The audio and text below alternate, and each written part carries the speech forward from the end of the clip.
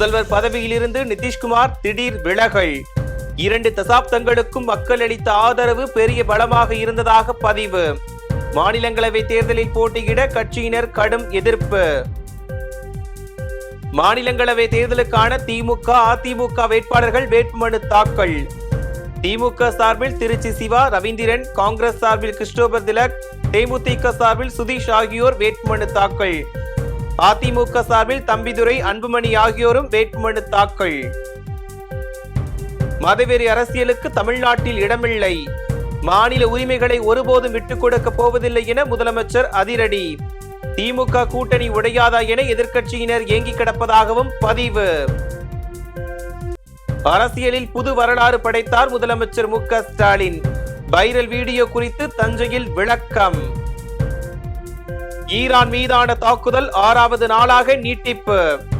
மதுரையில் இருந்து செல்லும் விமானங்கள் 3வது நாளாக ரத்து.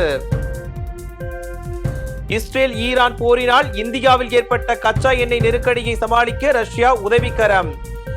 இந்திய கடல் எல்லைக்குள் வந்து சேர்ந்த 9.5 மில்லியன் பீப்பாய் ரஷ்ய எண்ணெயால் இந்தியாவில் கச்சா எண்ணெய் தேவை 40% வரை பூர்த்தி.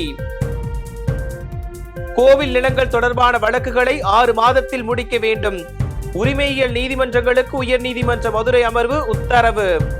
சாமிக்கு ஓட்டு இல்லை என்பதால் கோவில் சொத்துக்களை மீட்கவில்லையா என்றும், ஆக்கிரமிப்பாளர்களுக்கு ஓட்டு உள்ளதால் நடவடிக்கை எடுக்க தயக்கமா எனவும் கேள்வி. 4 நாள் பயணமாக இந்தியா வந்துள்ள பின்லாந்து அதிபர் அலெக்சாண்டர் பிரதமர் மோடியுடன் சந்திப்பு. இந்தியா பின்லாந்து உறவுகள் குறித்து இருவரும் பேச்சுவார்த்தை.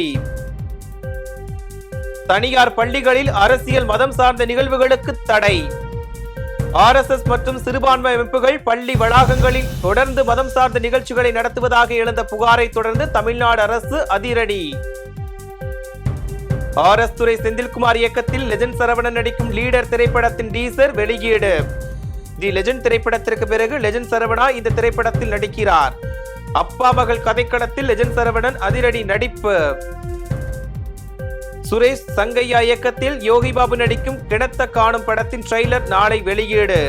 காலை 10 மணிக்கு நடிகர் கார்த்தி வெளியிட உள்ளதாக படக்குழு அறிவிப்பு. முன்கூட்டியே மார்ச் 19ஆம் தேதி ரிலீஸ் ஆகிறது உஸ்தாத் பகத்சிங் திரைப்படம். பவன் கல்யாண் நடித்துள்ள படம் மார்ச் 26 வெளியாக இருந்த நிலையில் முன்கூட்டியே வெளியீடு.